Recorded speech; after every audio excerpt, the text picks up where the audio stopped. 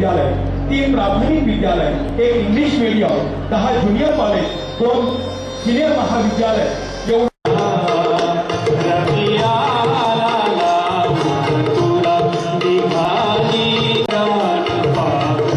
एकतर संघर्ष यात्रा पुढे झाली नाही, फक्त पहिला टप्पा पूर्ण झाला आहे. दुसरा टप्पा उत्तर महाराष्ट्राचा हा 15 तारखेपासून सुरू होईल.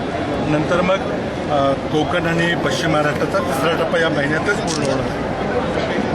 सरकार नाही म्हणत नाही आणि होय म्हणत नाही. आता मुख्यमंत्र्यांची परिस्थिती अवघड झालेली आहे की यूपीमध्ये भारतीय जनता पक्षाच्या सरकारने कर्जमाफी केलेली आहे. पंतप्रधानांनी कर्जमाफीची निवडणुकीच्या पूर्वी घोषणा केली. त्याचा यूपीच्या निवडणुकीमध्ये त्यांना चांगला फायदा झाला. त्यांनी त्याप्रमाणे वचनपूर्ती केली. 36,000 कोटी रुपये जर यूपी सरकारनं दिले असतील तर महाराष्ट्र सरकारला 37,500 कोटी रुपये देताना काय अडचण आहे हे मुख्यमंत्र्यांनी आम्हाला सर्वांना सांगितलं पाहिजे. मुख्यमंत्री म्हणतात की मला तत्वता मान्य आहे, योग्य वेळ येईल तेव्हा मी देईन. तर योग्य वेळ म्हणजे पुढच्या निवडणुकीच्या 6 महिने आधी का योग्य वेळ म्हणजे आणखी किती शेतकऱ्यांची आत्महत्याचा आकडा त्यांच्या डोक्यात आहे का काही मुहूर्तबिर्त काढायचं आहे काय? मला वाटतं आणखी अंत शेतकऱ्यांचा मुख्यमंत्र्यांनी पाहू नये. ठीक आहे, पैसे जुळणी करणं हे सरकारचं काम असतं, सरकार करेल मला माहिती आहे. परंतु अशा प्रकारे हट्टीपणा करायचा की विरोधक मागताच म्हणून द्यायचं नाही हे काही बरोबर नाही. आत्महत्येचं सत्र काही कमी होत नाही आहे आणि यावेळेला मार्चमधलं आपण जे उष्णतामान पाहिलं तर मला भीती आहे की यावेळेचा दुष्काळी देखील हा तीव्र दुष्काळ असेल. त्यामुळं आता आम्ही वाट बघतो मुख्यमंत्र्यांची की एकमेकाला मदत गरज लागणार. शिवसेनेची राष्ट्रपतींच्या निवडणुकीमध्ये मतं आवश्यक आहे. त्याचा उपयोग करून घेऊन शिवसेना आपल्या पदरात आणखी काही मंत्रिपदं काही मलाईदार पोर्टफोलिओ मिळतात त्याच्या प्रयत्नात आहेत. मला वाटत नाही ते सरकारमधून बाहेर पडते. पण आता या त्यांच्या सभागृहामधल्या वर्तणुकीमध्ये एकदा ते आमच्यासोबत वेलमध्ये आले, दंगा केला, सभागृह बंद पाडलं आणि अंदाजपत्रकाच्या पूर्वी जर शेतकरी कर्जमाफीची घोषणा झाली नाही तर आम्ही बजेट प्रस्तुत होऊ देणार अशी घोषणा करून सुद्धा दिल्लीला गेले. दिल्लीला त्यांना काय कानमंत्र दिला कोणी दिला माहीत नाही, पण आले निमूटपणे तरी बजेटमध्ये ते शांतपणे असले. शिवसेना काय करेल त्यांनी ठरवायचं आहे, पण हा त्यांच्या विश्वासार्हतेचा प्रश्न आहे.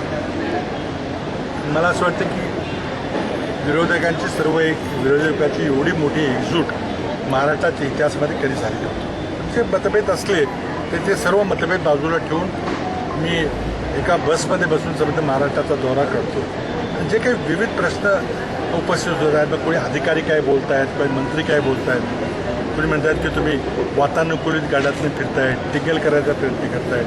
ही टिंगल आमची नाही आहे तर ते आत्महत्या करणाऱ्या शेतकऱ्याची, एवढं या मंत्र्यांनी लक्षात ठेवलं पाहिजे. आणि मला वाटतं की त्याची त्यांना किंमत मोजावी लागेल. त्यांना या प्रश्नावर गंभीरपणेच विचार करावा लागेल. टिंगल टवाली करून काही त्यांना मार्ग काढता येणार नाही.